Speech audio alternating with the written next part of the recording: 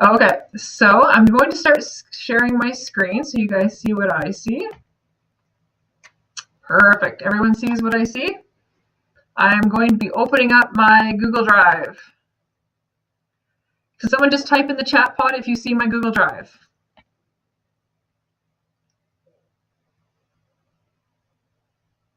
Okay, perfect. Thanks, Sarah. Okay, so Google Read and Write. So we've got half an hour. I'm going to give you guys a crash course in Google Read and Write. So the first thing that I want to identify before we get started is troubleshooting. So I did send out a video link last week. I can share it again in the chat pod. Teachers aren't able to activate their board Google Read and Write, or they have half of the tools. Well, if they have half of the tools, that means they've enabled the free Google Read and Write in their personal account. So the first thing we have to learn to do to troubleshoot this issue is, if you look on the top of the screen here, it shows swollen at sgdsbeyond. And it lets me know that what account I've signed into my Google Chrome. If you click on that and your personal Gmail comes up, that's going to probably cause one of the major issues if you haven't been able to enable Google Chrome on your in your profile. So I would either delete my personal Gmail account or just simply switch the person. I have both my identities running in Chrome, but I'm cognizant when I'm working of which account is signed into Chrome. So it's not enough to just sign into your Google Drive with your board account. You also have to be signed into Chrome with your board account, and that will allow us to be able to push out the extension to you. So once you've done that, you should see this purple puzzle piece, but that doesn't necessarily mean that you've enabled it. And there is an activation video, but it's super easy. So once you've got the right identity in Chrome going and you've signed into your Google Drive, you simply just click on the puzzle piece. And if you haven't enabled it, a whole bunch of permissions will drop down and they'll ask you to select allow. If you can't get to the allow, I can't show you because I've already enabled it. If you can't click on the allow button because of the taskbar at the bottom, you just simply right click on the taskbar and click lock unlock and move the taskbar out of the way and click allow. And then a box will come up and it will say, review permissions. Click on that, and then another set of permissions will come up. Click on that and you're done. But go ahead and watch the video link before doing that, and you should be good to go. So that's the troubleshooting, and that seems to be solving a lot of the issues we've been having. But if after doing all those things, you've watched the video, you've activated your Chrome account, you've tried to activate the puzzle piece, it still doesn't work, definitely contact your IT, because the tool itself is extremely powerful. I already knew the benefits of Google Read and Write just from the little bit of experience I had with it, but in spending a good deal of time with it this weekend, I was shocked at all of the amazing tools that are available to all of our learners. And that is the second message I want to share with you guys. So Google Read and Write is available on all of our profiles, so on our student accounts and on our staff accounts, and that profile follows you when you log into a different computer or if you access from home. And that's what I like about Google Read and Write, is that these skills, the skills we're trying to develop in our students, these literacy skills, the tools we have at hand can support all of our learners. It's not just for our identified students. And I really think that by educators sharing this tool with all of our students and making an expectation that they all use it, it's really going to go we're very far in supporting all of our student learners, but B, helping support those learners that are very aware of any assistive devices that they have that separates them from other students. And so this will help immensely in reducing the stigma with using assistive technology. So let's get right down to the tool. So I'm going to open up a new, that's interesting. I'm going to open up a new Google Doc just to show you what that looks like.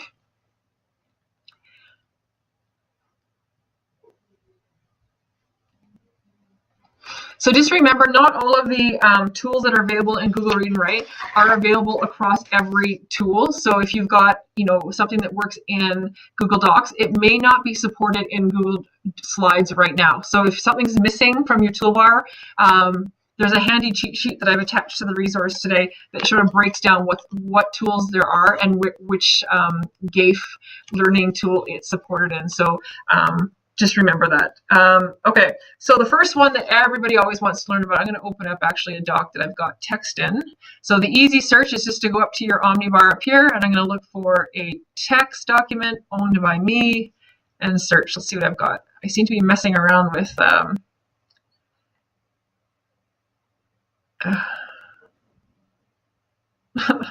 you think I can find? Okay, let's do that. Okay, so here's my Google Doc, and I want to enable, to start using the Google Read and Write. So I click on the purple puzzle piece, and it drops down. If it's in the way and I don't want to use it, you just click on the purple puzzle piece again, and it disappears. So the first thing you want to do is you just put your cursor right where you want it to start reading, and you simply click play.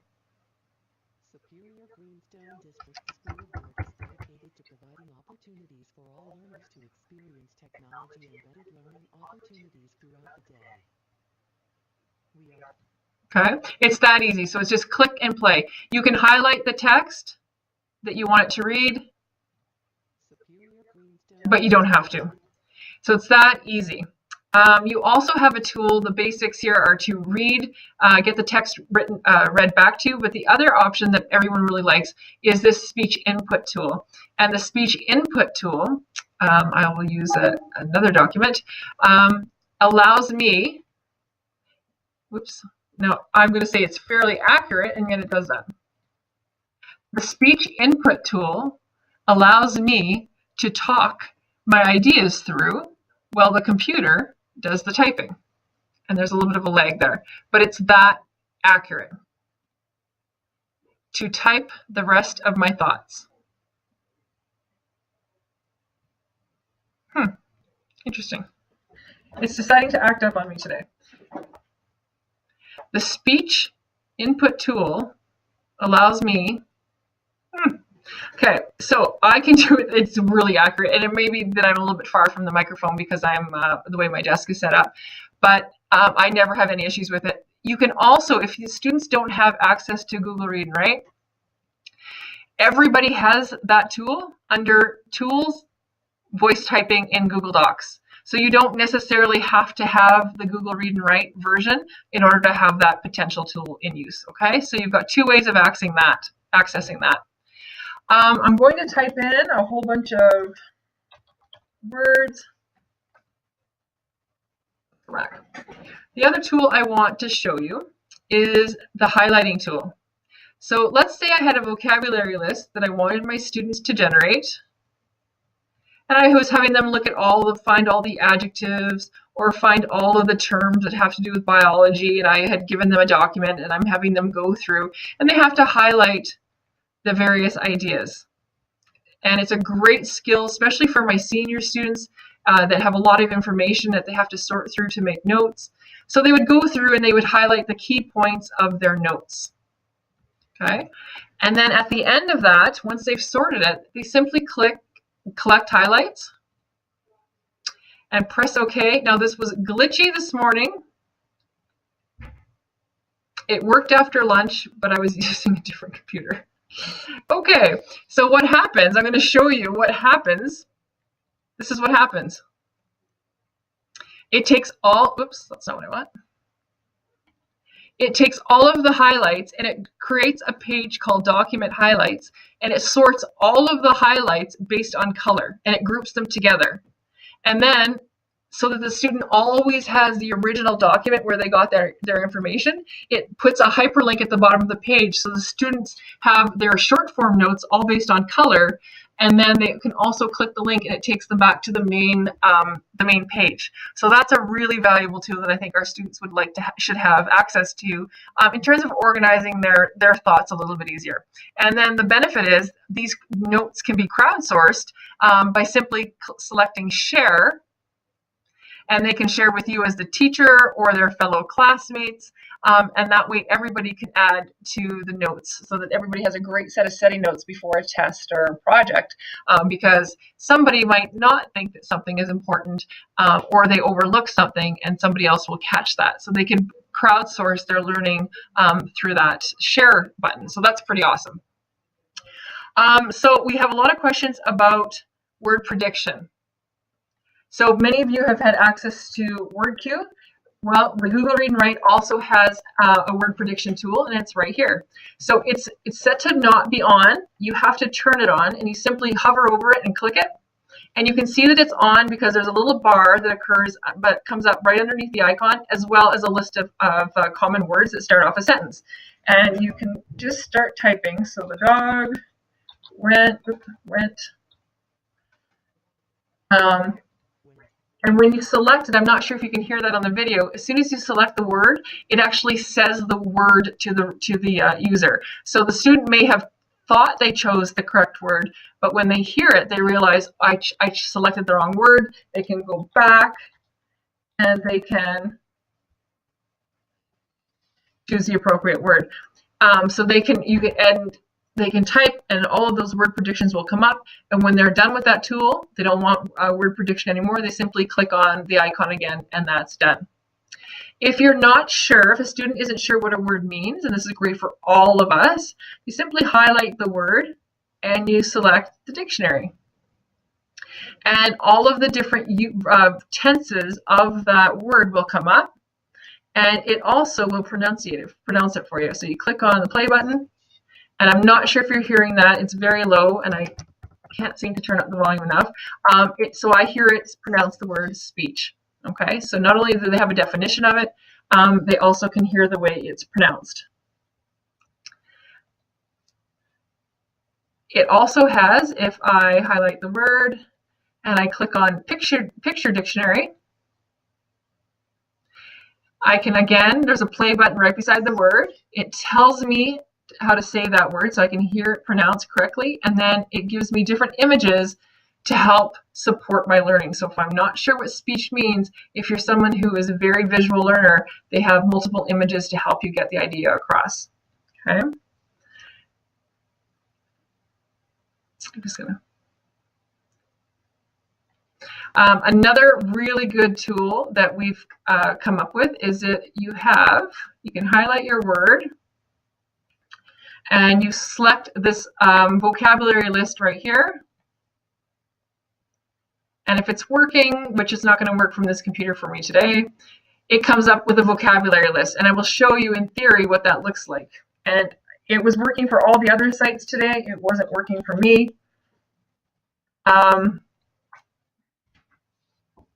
So what you would do is you would highlight the word, and the word would pop in. The meaning that Google has assigned to it, the definition would pop in. They would also put a symbol in there, and there's also room for the students to write their own notes, perhaps how to remember it better and to connect to their own personal learning, kind of like a word wall. And the thing I like about this is you could have a word list that generates for all of your students in the class by simply sharing that document. So again, setting it from private to anybody can edit, and everybody could add their own lists. So all the students in a reading group or in an entire classroom, and you can think about it, could be for an entire unit, could be for a chapter study or a novel study. So again, you've got the combination of the Google Read and Write, which is, the literacy tool supported by that collaborative tool through Google. And so the power is really quite strong in terms of building everybody's literacy capacity in your classroom, not just those who have an identification. Okay. Scooting right along here because we only have a half an hour. So the other piece that I want to show you is we also have the screenshot reader. Now you might have to enable the screenshot reader the first time you use it. And basically what it does is you click on it. Let's go to a doc with tech. Okay, so if you want to clear all of your highlights, you just simply highlight the whole section, and then you give it a sweep with this broom, and all the highlights go away. So the screen shot reader, you click on it, and what it does is it creates a specific box of text.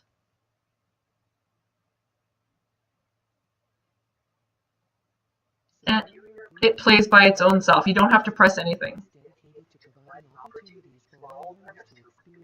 Okay, so that works in Google Slides, it works in Google Docs, but most of all, it works on the web. So if you've got students who are needing support when they go to web pages, let's see what good news is out there in the world today. Let's see what's happening.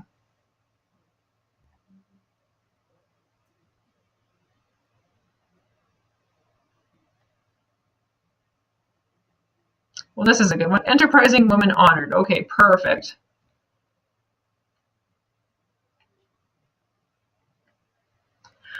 That's a lot of information for somebody who struggles with their reading. They could be easily distracted by this site. So I would simply click on the puzzle piece, grab my screenshot reader, and again, you might have to enable it the first time you use it. I would grab the text I want it to read. About a year ago, Kate Solomon came up with the idea of starting her own company to fill a void in northwestern. Perfect. And so it reads it to me. I also want to show you some other web tricks here, and this can be done on Google Docs as well. The first one I want to show you is the Simplify tool. If you click on Simplify, you can see how this has a lot of visual information for the reader. There's a lot going on. Easily distracted, I might start clicking, or I don't even know where to start. So I'm going to click Simplify. And now all I'm getting is the actual text that I wanted my student to read in the first place. And I can just stick my cursor there. Oh, click screenshot, sorry. And click play. So there's a lot of options there with that.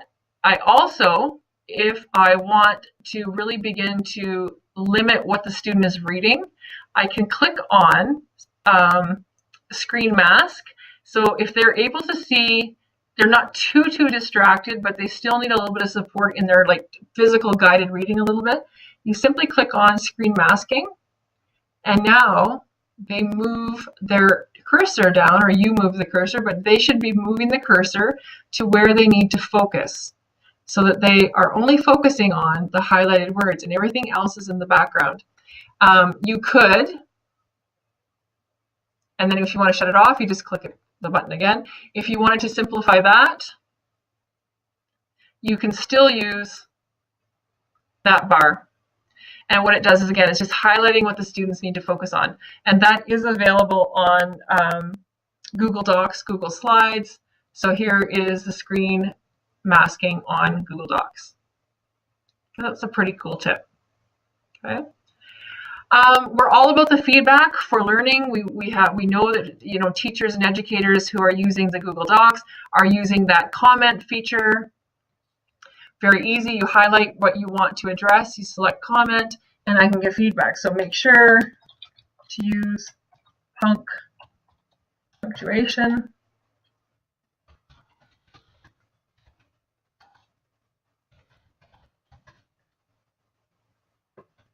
Okay. So if you're a student who has difficulty with,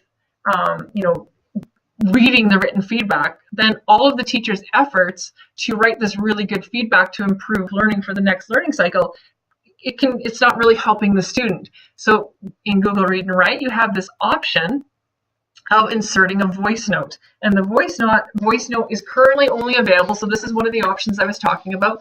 The voice note is currently only available in the Google Docs. So I'm sure that as they expand their technology, things are changing all the time. We'll get an update for Google Slides, whatever. But right now it's only a Google Slides option or a Google Docs option. So you just simply click on the voice note icon. You click record. And you have exactly 1 minute to tell the student what you liked about the work, where you think the area of improvement should be, and perhaps give them some editing suggestions. And when you're done giving them feedback, you simply click the stop button, and then you click insert. And you can see that it's working because there's color going across the bar. And now you can see that they've given a URL, and as soon as you hover over it, it turns into a play button. And so the student knows when they open their Google Doc up that if they click play, and you have exactly 1 minute to tell the student what you liked about the work, where you think. So now you have the potential to leave both written feedback as well as oral feedback, which I think is a really powerful tool. And they also have that potential as well. So they can respond or they can ask you questions. And you can see the benefit of that for those that really struggle with the written output. So that's pretty cool. What have I missed? Okay, so quickly. So we also have the ability, and this is really great for our French teachers. We also have the ability to translate the English word into the French language. It only translates one word at a time. So the expectation is that they're not just typing in English, hitting translate, and then it translates the entire text into French. That's not the point of it. But if you need help, you know, making sure you have the right word or the spelling, the translate tool can be really helpful. So you just simply highlight the word and you hit translate. You can click play. Okay, so you can hear the pronunciation, the French pronunciation of the word you're looking for. If it is mine, I had to set to French. You have to remember this is not a Canadian company, so French was not the default, and it's very easy to change. So you click on settings, and you can change the voice. So the boys might like to hear, you know, an American man versus a female voice. You can change this pace at which the text is read.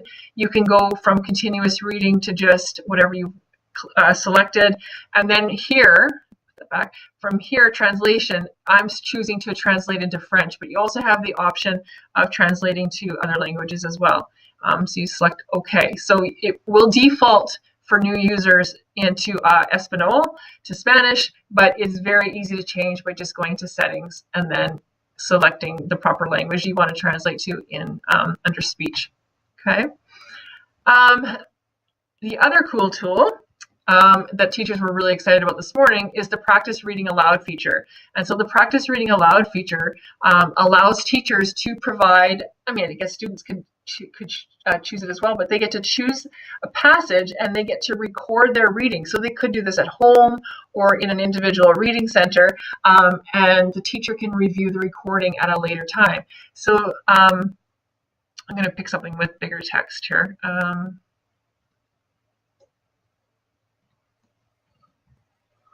You copy something off the web, off of an ebook. So I'm going to copy that. Oops.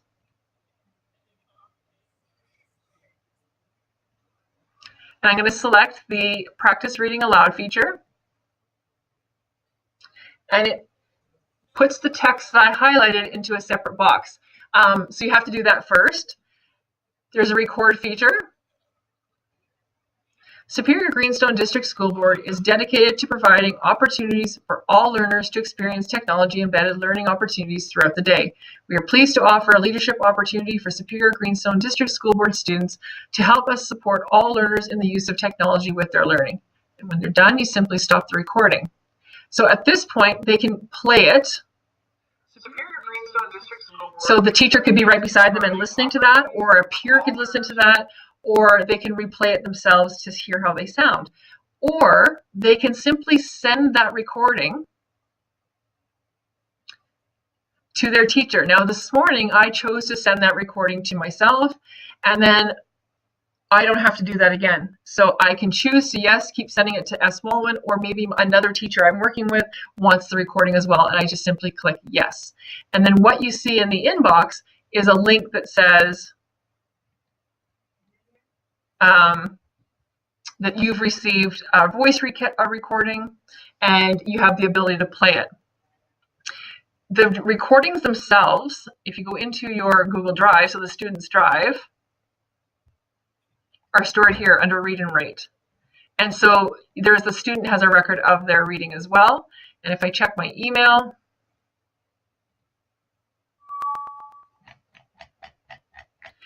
I just got an email update that said the student has just recorded themselves and has sent me a recording, and I can have a listen. Superior Greenstone District School Board is dedicated to providing opportunities.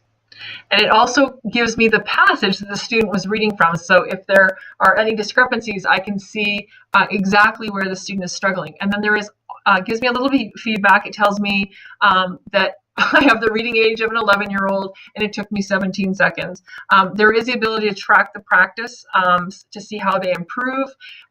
So I would take that with a grain of salt. I would hope that my reading age is a little bit older than 11.11, but it does give you an idea that you have a written or an oral record of the student's progress throughout the year that you could then easily share with parents or your support team in the school.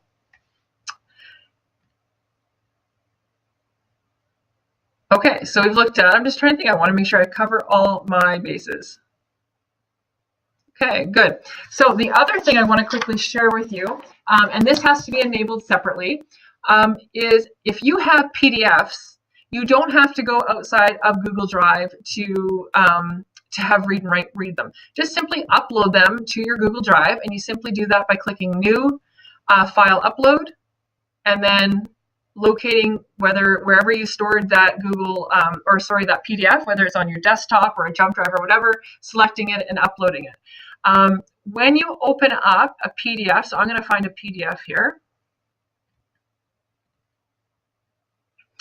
you will have to enable it. So the first thing, let's look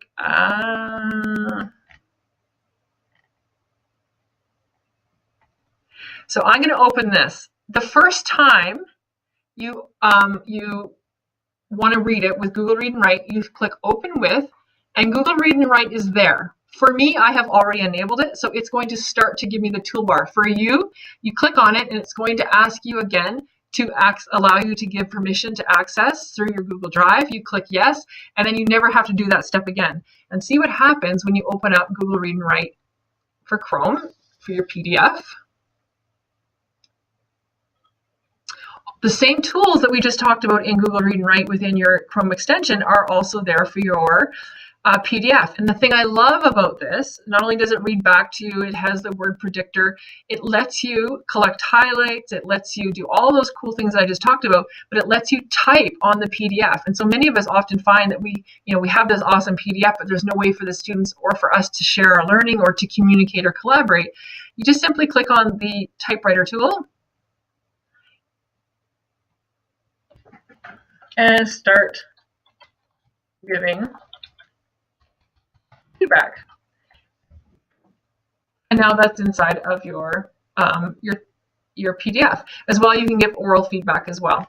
So you will have to enable something, and there are videos. It's a 2-second video that I've done to show you how easy that is. I think it takes like 17 seconds. But that, in a very short amount of time, is the Google Read and Write.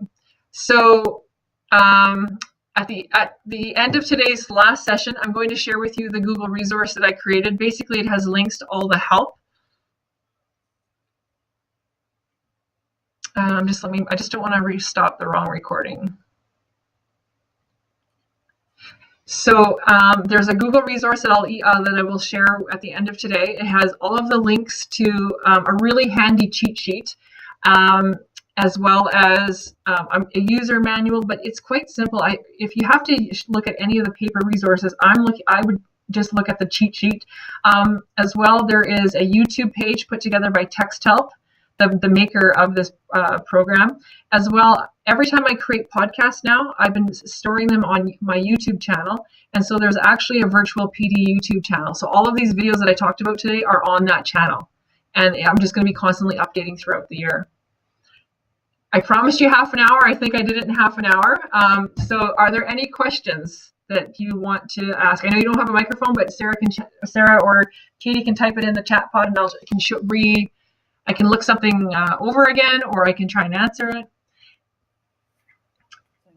Does anybody have any issues with enabling it in their accounts where it's not working? Everyone's got the puzzle piece? That's awesome. Gold star at Terrace Republic.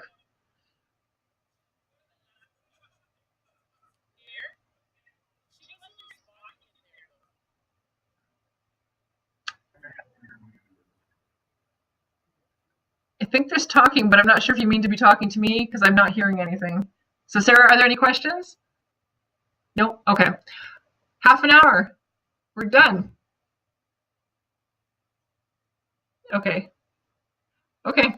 Have a good, and you guys can ask me questions at any time, okay? Have a good day.